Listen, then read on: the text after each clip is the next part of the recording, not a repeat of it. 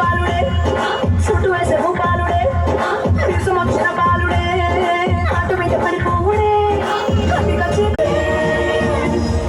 బృందావనం నుంచి కృష్ణుడు వచ్చాడే యమునా తీరాన ఉన్న రాధను చూసాడే